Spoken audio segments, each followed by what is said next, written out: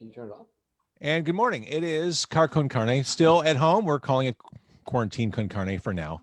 I'm James Van Ossel, and Car Con Carne is presented by our friends at Siren Records, McHenry, 3902 Main Street. Really one of my favorite record stores, period. I go there. I like to buy vinyl there. I like going through the stacks. They've got all the old punk stuff, all the old metal stuff, tons of alternative stuff. They also have a gear section in back, all the audio components, turntables, cassette decks, receivers. It's like a museum, speakers, but you can buy everything. I love that place. If you are anywhere north of the city, head in their direction. Siren Records, McHenry, 3902 Main Street. So today, this morning, I have with me, well, to backtrack a little bit, back in April, I had a roundtable with some of the members of CIVL, the Chicago Independent Venue League. I had Katie from the Hideout, Chris from Patio Theater and Avondale Music Hall, Robert from Sub Tea and Beat Kitchen, and Cole from Cole's Bar. A lot of time has passed since then, and I'm checking back in with the CIVL membership. Tim Tuten of Hideout, Matt Woodburn of Chop Shop. Thank you for joining me on a Sunday morning. Nice to see you. Nice to see both of you. Nice to see you, James. So here we are. Things look bleak back in April for local independent venues, for music venues, the music industry, period. 7 months have elapsed. Where are we now? Wow. Who wants to jump on that one? Okay. We're in the same place. Obviously. We're dark. You know, that's nothing has changed. Well, has there been movement in lobbying, in getting help, in any of those efforts? 100%. Tim, Yeah. take it away for a minute. Yeah, I know okay. Yes, this is the best of times and the worst of times, right? Charles Dickens, okay, Tale of Two Cities. We're in the worst time ever, right? And this winter, we are entering the winter of our discontent. All right, sorry, throwing that in, high school teacher in me. And so we are entering the winter, the cold months, right?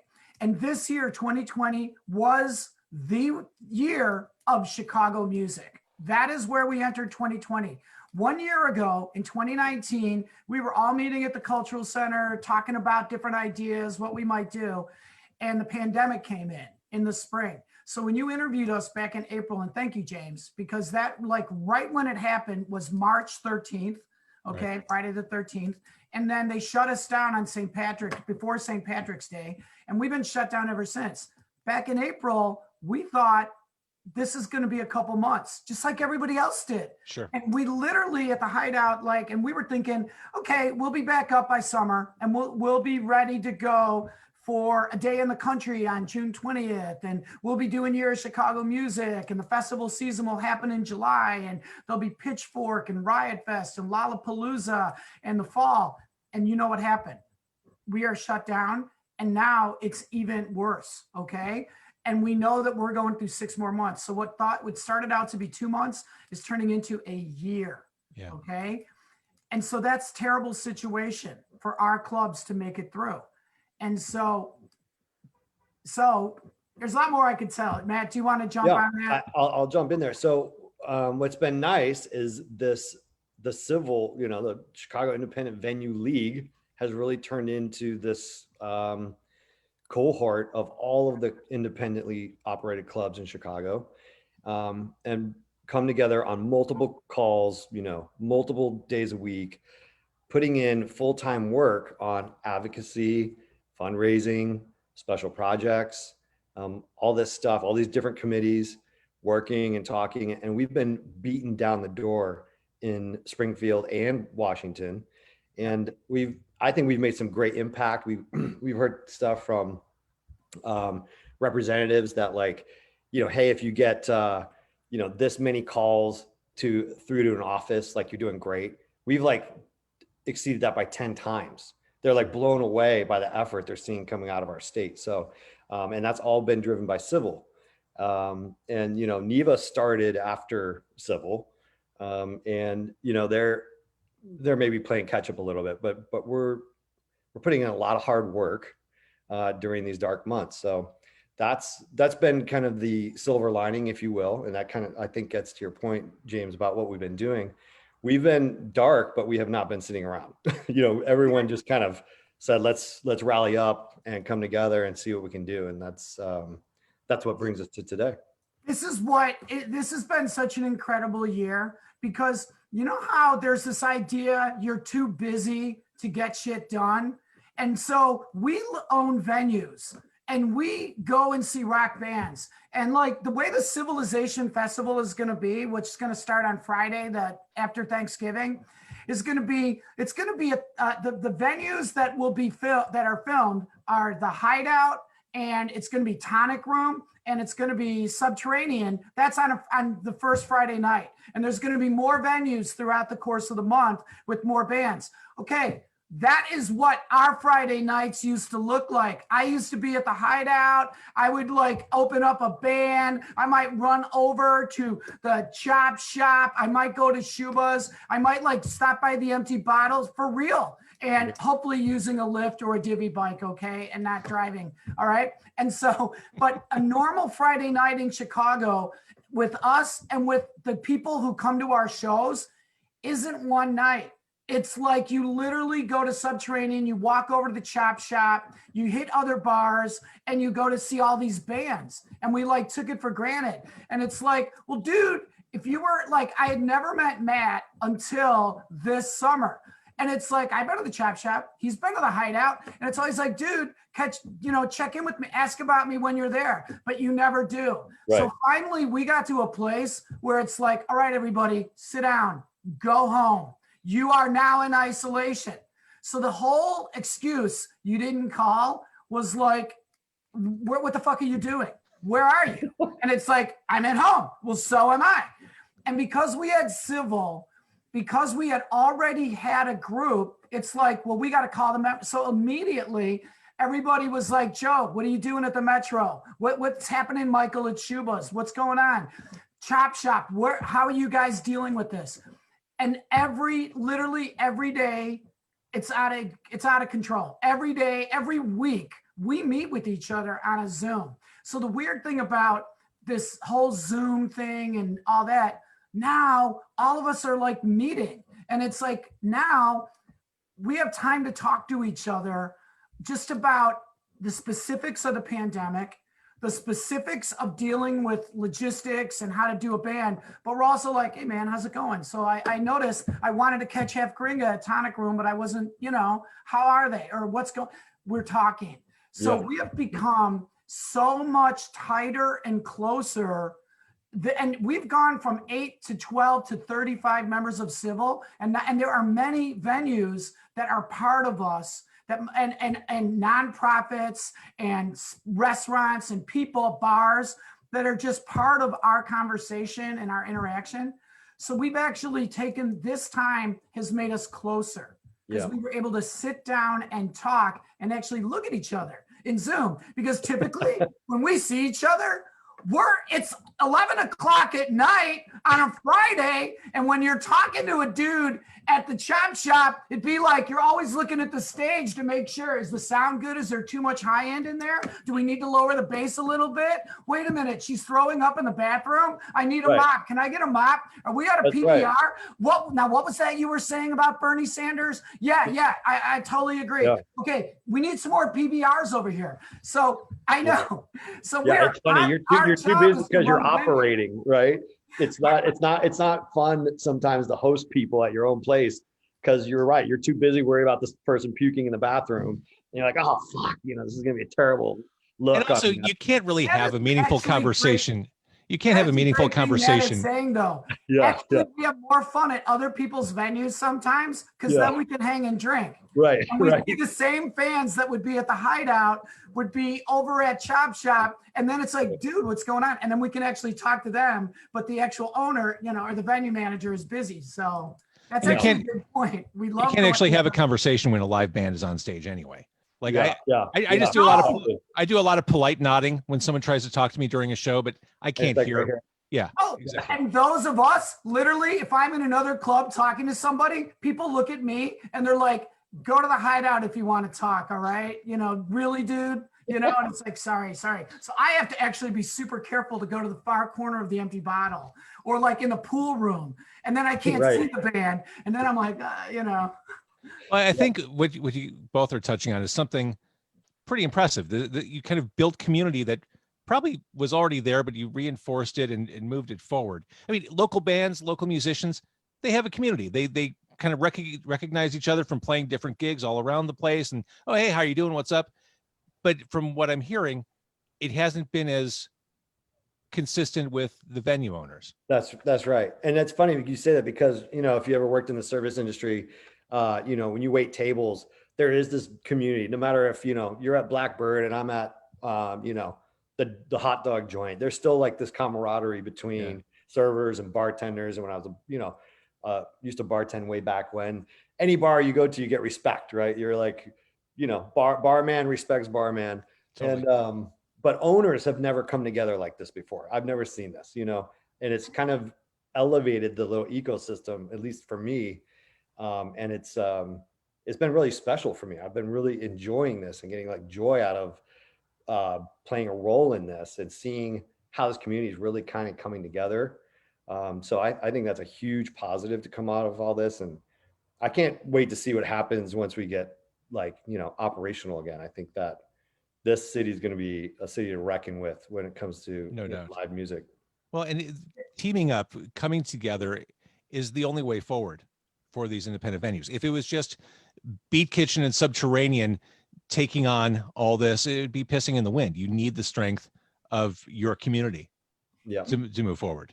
Yeah. And that is something, it's interesting because for years, you know, when we've been going to South by Southwest in Austin, or when we've been going out to Hopscotch in North Carolina, when we go to New Orleans and we talk to the folks there, the city of Chicago is seen around the country from New York to LA, and NIVA has, the National Independent Venue Association, it like reinforces this. Everyone looks at us and they're just like, damn, you guys got so much going on, man. And we hear that like, it's not doggy dog like New York or all about stardom in LA. It's about Chicago is this big badass city, but also has this community sensibility, right? And so people are always like, that is so cool. Musicians come and they play at our venues and they're like, we love you guys playing in Chicago. It's one of the best markets for touring bands. And they're like, and we know the club owners won't screw us. There's not a history of that kind of behavior. Yes, there is that shit that has happened in our history, not denying, but Chicago has this great rep. And so we live on that and we love it when we're down at Austin, South by, and people are like, Chicago in the house, badass, awesome community. We wish we had that in Austin. So what happens is in reality, we know we had it. We take it for granted, but we don't have it as deep as we need to. It's like, yeah, we know each other. Oh yeah, you know that you could go to the Bottler Talia and see Bruce, Metro see Joe. You know that Matt's gonna be over there. We're hands-on people. And you know, like you can go to whatever, the Rainbow and see members of Tortoise. I don't know. We are out there. People say that kind of shit, right? I saw Rick Rizzo walking down the street. She actually, like, you know, back when we were open. But the point is, we have a community. The bands have always had that sensibility. The venue owners have. But, you know, we never spent this much time actually talking to each other. We were just spinning around. Sure. And the good news is we were a community. But now it's like we've been kind of like we went from Chicago to like Civil to like Civilization Festival. And that's another thing about what do you do in Chicago? I know I'm the talkie guy, the Windy City guy. It's like actions speak louder than words. So it's like, we know we talk a big game up here, right? But it's like, are you actually doing it? Do you really have a community?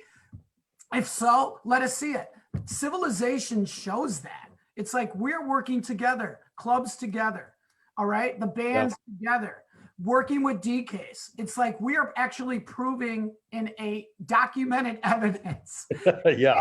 We're actually, this is really fun and a really good time in a worst time ever. That's the Chicago style. Not only are we the music capital of America, we're the fucking comedy central of America. We are. And the combination of a sense of humor, but a sense of purpose. I didn't write this down. They aren't talking points.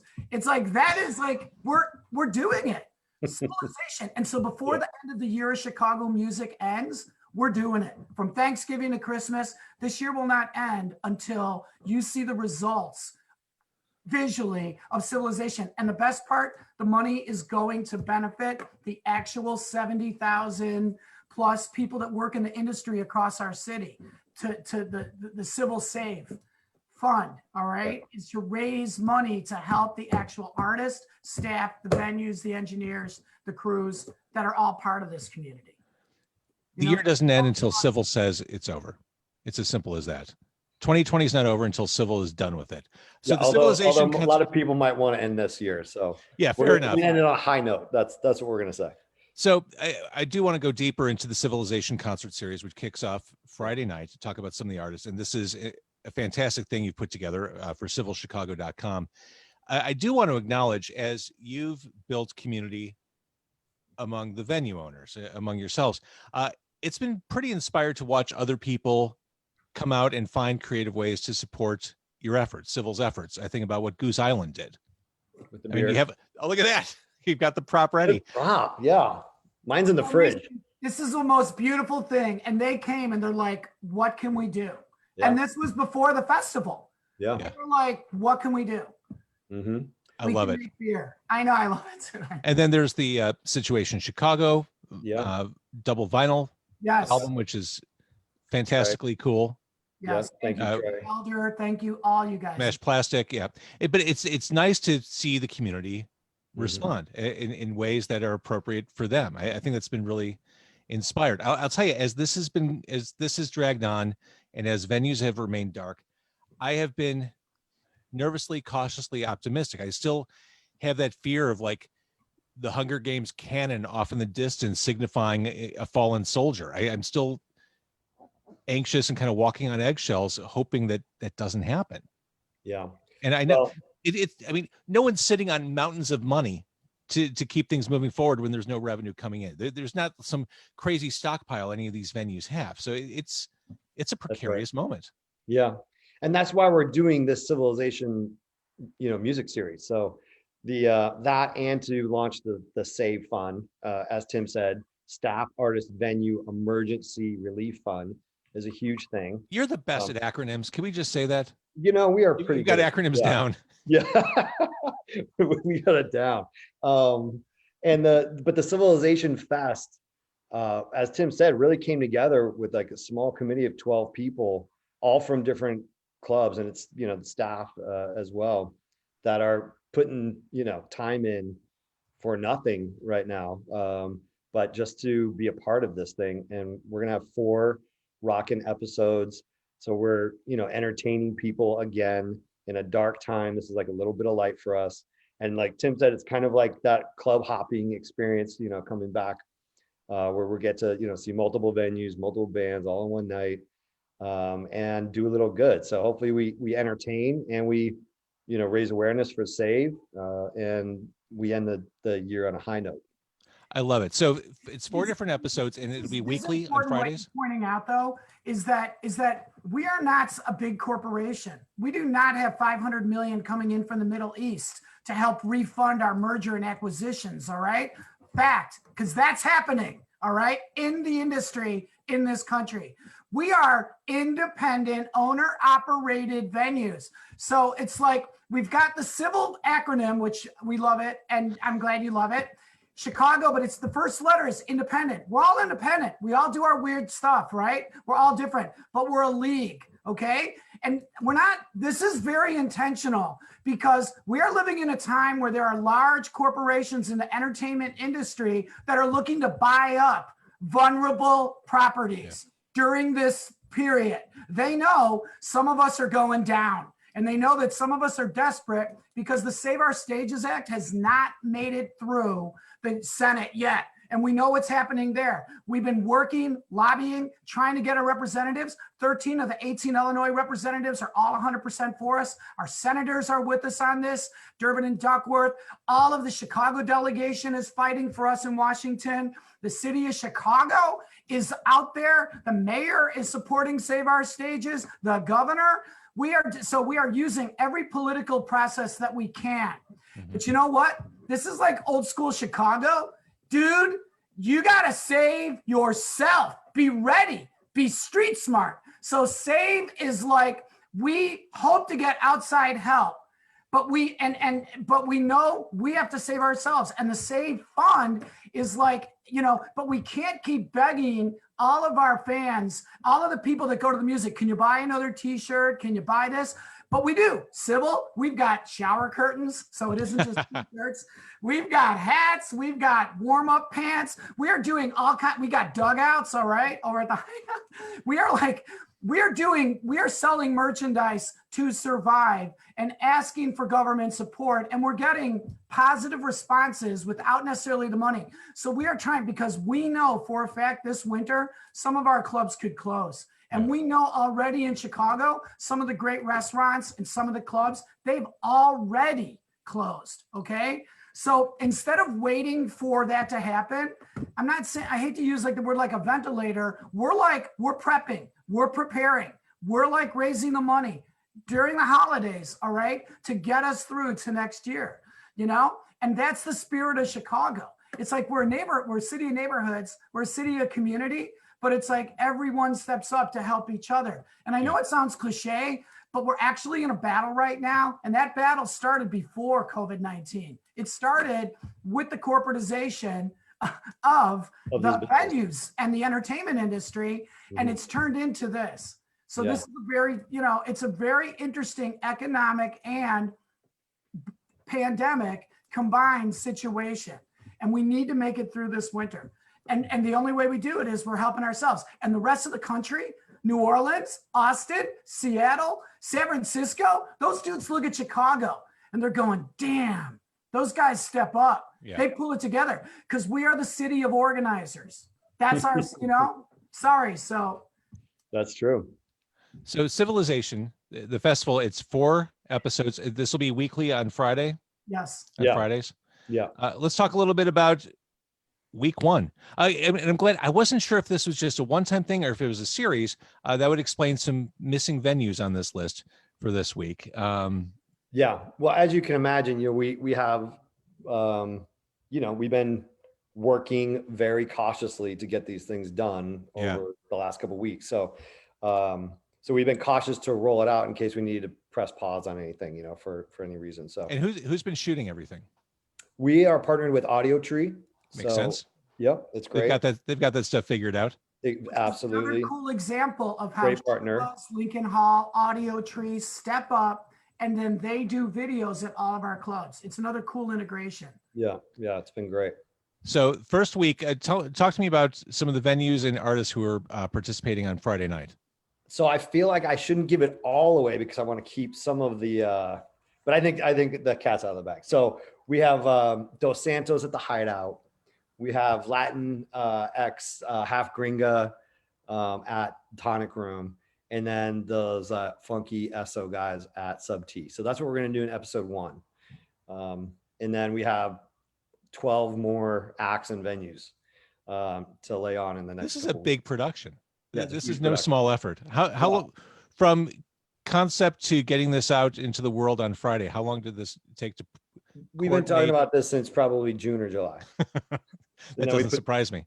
Yeah, then we put together a little, and at that time it was like, let's jump in and be innovative and get this done. And the way it's worked out has actually been really nice because at that time in the summer, we were really into advocacy and working hard on hitting, DC with everything we had. And so that effort needed to be there. Right. And we thought we'd get another, stimulus round and all that.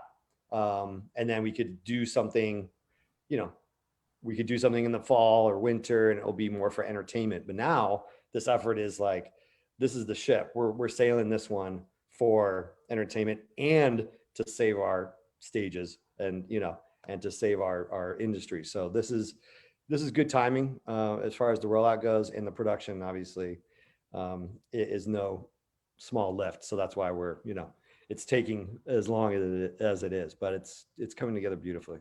I can't wait to watch this. I was watching, speaking of the Hideout, I was watching end of October, Josh Caterer of Smoking Popes put together a new band, and he live streamed a performance from the stage of the Hideout. And there's something, it kind of makes my hair stand on end as I talk about it. Something so striking about seeing this performance happening in front of an empty room. The musicianship is one thing, but the message, the power of the situation really comes through. Yeah. Where band finishes and it's just dead silent. I mean, there's no more powerful situation, and it'll be really interesting to watch all this kind of unfold over the next 4 weeks, seeing these venues come alive as best they can in these circumstances. And so this will be live streamed on the CIVL Chicago website. Yes. That's right. And then Yep. there'll be opportunities on the site to contribute and help save and everything within that context. Yes. So as That's people right. are watching, they Yeah. can, okay. Yeah. This is And that- wonderful. This is, Yeah. for- That save fund is up there now. So you don't even have to wait till Friday. Good. You can go there right now if you want to open another window and, click that button to contribute to the save fund right now. And that's going to be the idea. We'll keep that up, from now till eternity, till we're in a better place. But yeah, it'll be right there as you watch. You can click and donate. Tell me, as it pertains to both of you specifically, as you watched performances happen on your stage during this time when your venues are dark, tell me about the emotions you had watching these performances come together. I can tell you, I actually texted my partner the day that we did the shoot, and I was in the building, but I almost broke into tears. Like the first time hearing live music in the space after that long, and it was so beautiful. I was walking, and I literally just had to sit down. I pulled a chair out and I sat, and I almost lost it. Sure. Almost lost it. I really did. And but it was like the best. It was an amazing emotion. It was like, this is what this room is built for. This was the dream when we dreamt it up and sketched it out and put that there and did this and that. It was like, this was the purpose for this place. And something that we've been talking about on the side in our little support group when it's not all business is beyond the major economic losses. Like without that, even just like this loss of sense of purpose has been tough. It's like, what do we do every day? Like we used to have very clear, ideas of what we were doing with ourselves and with our places. So again, another reason why CIVL's been great, because it's been like, okay, well, we know what we do now. We get together and we figure out how we fix this instead of sitting around feeling sorry for ourselves. Tim, tell me about your emotional state when you saw the Hideout stage plugged in. And so we've had a few live shows this summer with John Langford, Sally Timms, Bethany Thomas, Josh Caterer, and growing concerns. And the thing that hits me is when the performers show up a couple hours early to sound check, right?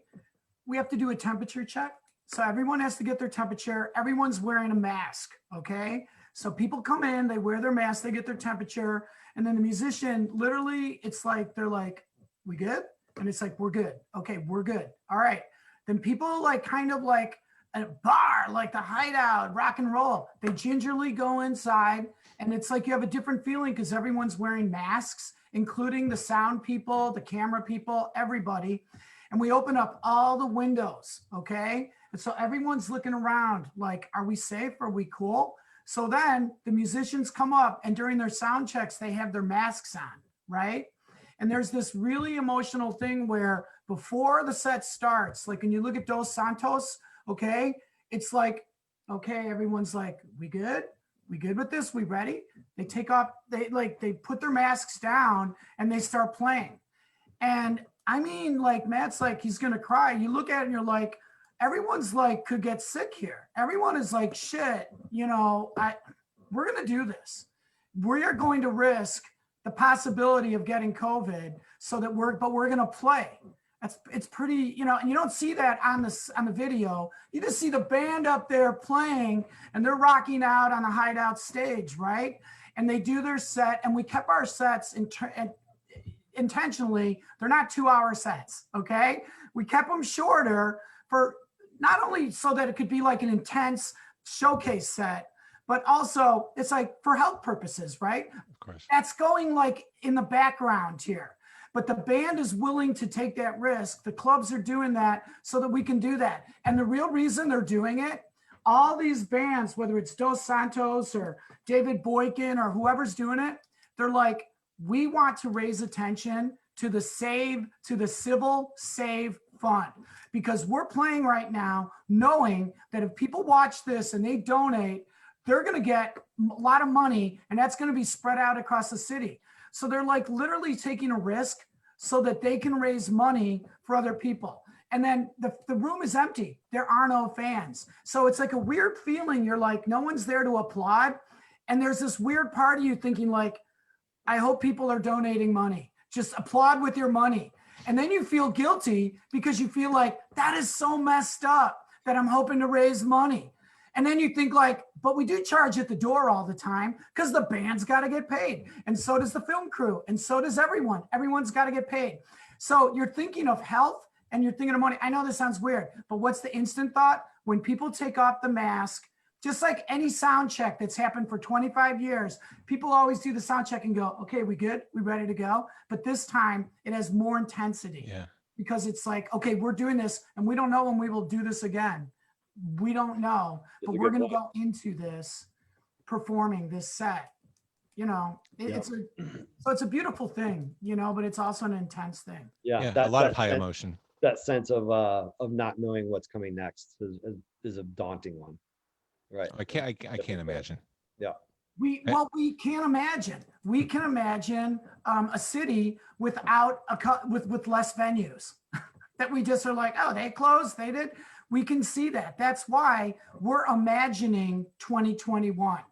And that's why we're saying before the end of the year, we need to do we do a festival because we celebrate, but we do a festival because we organize and we cover ourselves, because we have to make sure it's like, show me the money. Yeah. You know, we have to do it for ourselves. To cover this, right? Well, I think the fact that you're doing this and the timing of this is great, because we as music fans, just citizens of the universe, are subject to this ongoing fire hose of data, bad news, information. It's hard to keep anything top of mind. So I think a challenge for CIVL, for venues, restaurants, whatever, is just keeping top of mind as people are navigating through all this stuff. And I think this is a great way to do it. It's a positive way. Holiday weekend, when people are thinking about things that they're grateful for, what a great time. We're grateful for you guys. We're grateful for Chicago's music venues. We're grateful for you bringing music into our lives. So this is a great way to celebrate. Yeah, great. Appreciate you saying that, because that's what we're hoping, that people will feel that way and, you know, and contribute and help us out. So, you know, that is a great, when you're talking about the performer playing to the empty room, you know, there's that Zen saying or whatever about what's the most important part of the vessel. Is it the structure or is it the empty space within? It's the empty space within where there is nothing that holds the wine, that holds the beverage, right? So when the venue is empty, you are more cognizant of the fact that it is the people that come to the clubs that fill our clubs, right? And so it's like, not that I should be talking about Zen or whatever, but it is. It does make you realize, yeah. Half full or, is the cup half full or half empty? Right. You don't know what you've got till it's gone, right? Yeah, that's right. That's what, you know, that's what we're all realizing. So. It's a synergy of performer and audience, which actually in Chicago, we keep calling the community, right? Yeah, which is exactly. Cool, because the performers and the bands are the ones that go to the shows. Our clubs are filled with musicians and artists, the poster artists, the sound people. We're like, and so we're watching each other on stage perform, but we're also a participant. And that's like a really beautiful democratic small d kind of concept, all right?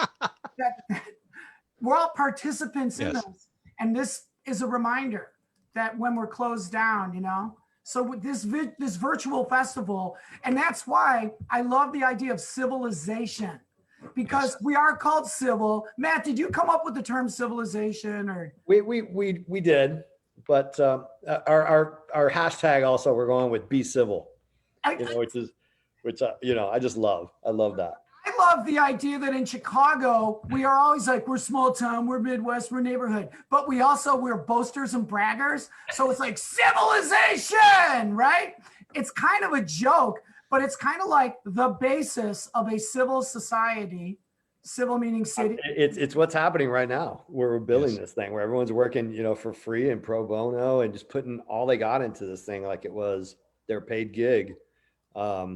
because they really want to support this ecosystem, and it's amazing. It's fun to watch. Well, what I love about, one of the many things I love about the Civilization Festival, the beautiful thing about Chicago's independent venues is that no two are alike. You can walk into Shuba's and get a totally different experience that you'd get in Chop Shop, that you'd get at the Hideout or Reggie's, and so on.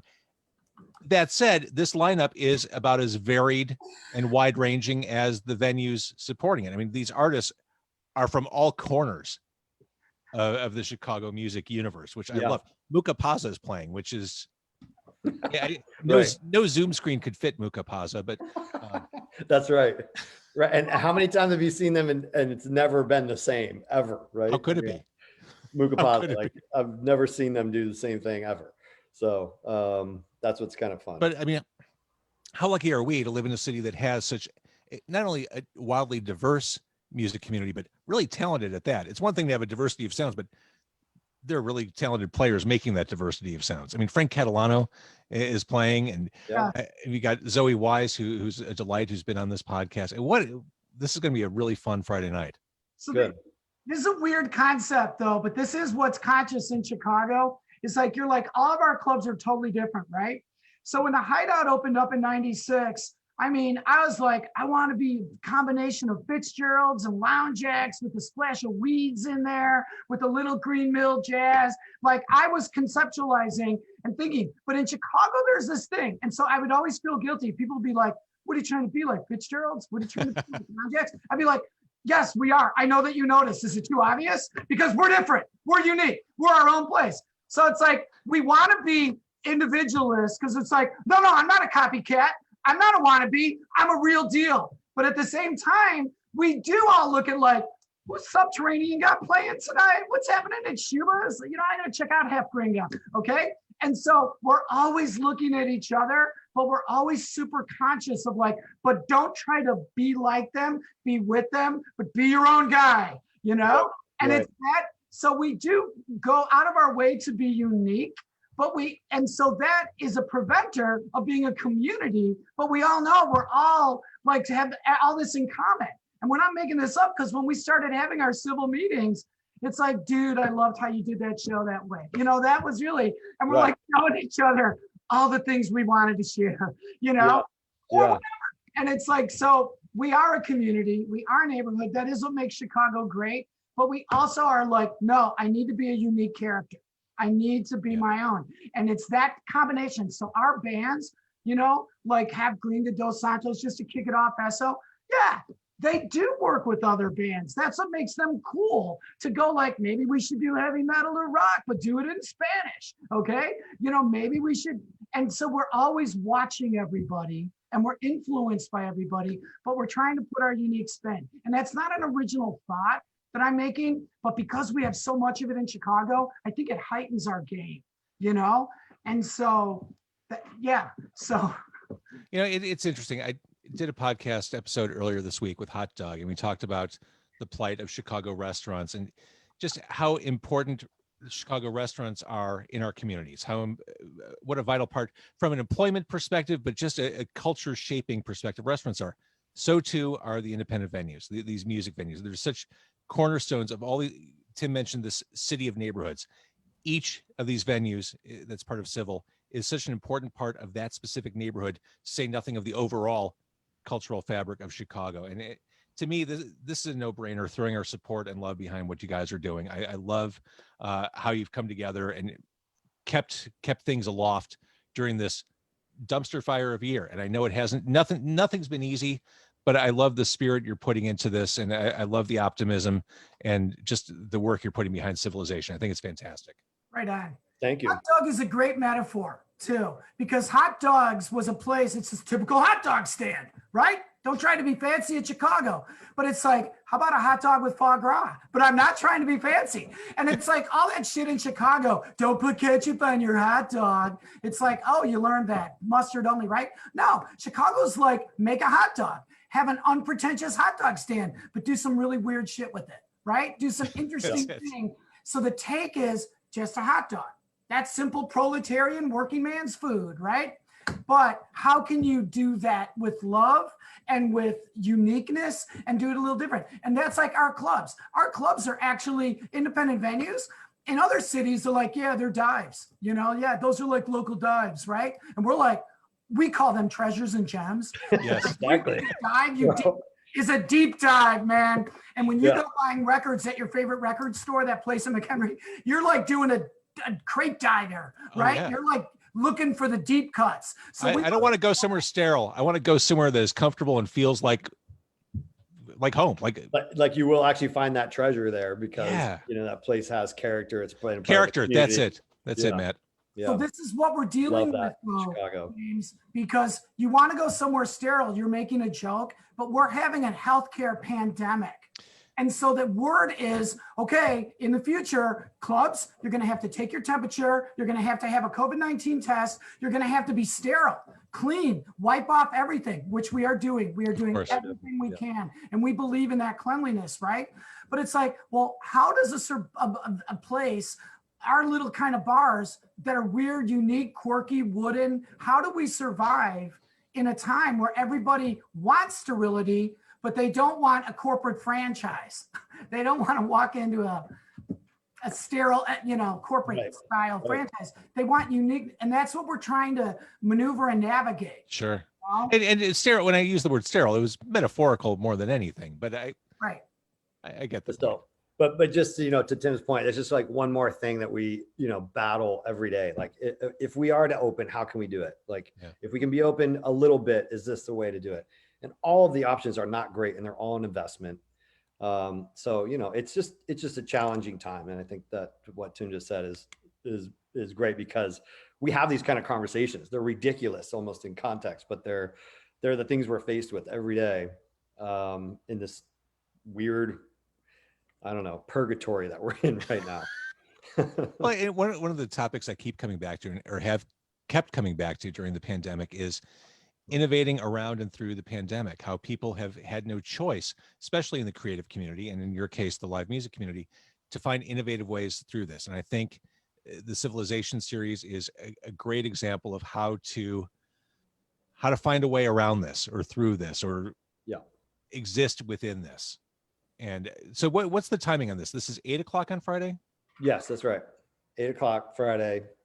It'll be about an hour long.